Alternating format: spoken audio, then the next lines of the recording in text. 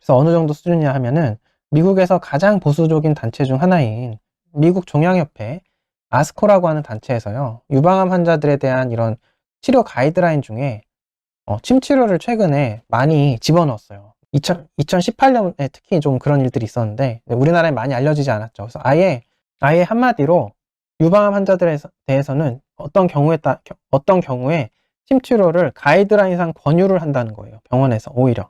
근데 우리나라엔 전혀 그렇게 시행이 안 되고 알려져 있지 않죠. 아무튼 그렇습니다. 그런 내용들이 있어요. 한번 볼게요.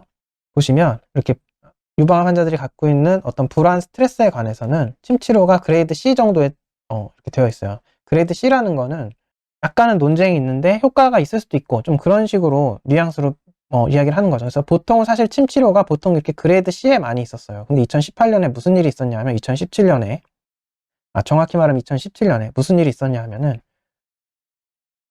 이 항암을 하고 나서 생긴 구역구토에 대해서요, 침 치료가 그레이드 B로 올라가게 됩니다. 침 치료를 하는 것이 그레이드 B로 올라가게 된다. 그레이드 B는 뭐냐 하면 거의 이건 효과가 있는 건 확실하다는 얘기예요. 효과 있는 건 확실하고 보통 정도는 효과는 줄 수 있다.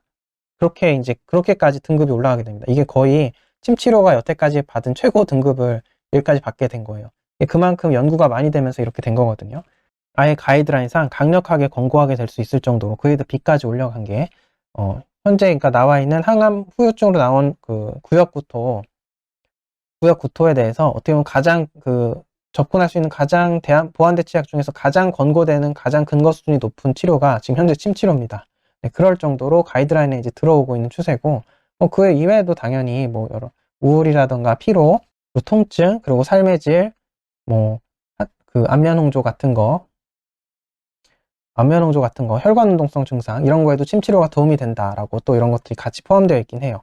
어쨌든 대부분은 그레이드 C 정도인데 그레이드 B까지 올라오는 경우가 있을 정도로 점점 더 이렇게 가이드라인 안에 들어올 정도로 이게 적극적으로 활용되고 있는 게 추세고 어느 정도 근거가 쌓인 상태다. 네, 그렇다고 얘기할 수 있죠.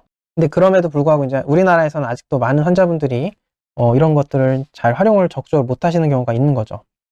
근데 어떻게 보면 쉽게 해결되기도 하는 건데 그 불편을 계속 가지고 있는다는 게 환자한테는 굉장히 큰 리스크인 거잖아요. 이런 게 조금 빨리 더 개선이 되고 잘 활용될 수 있는 그런 시스템이 만들어지면 좋을 텐데 아직까지 우리나라는 그렇지 못한 상황입니다.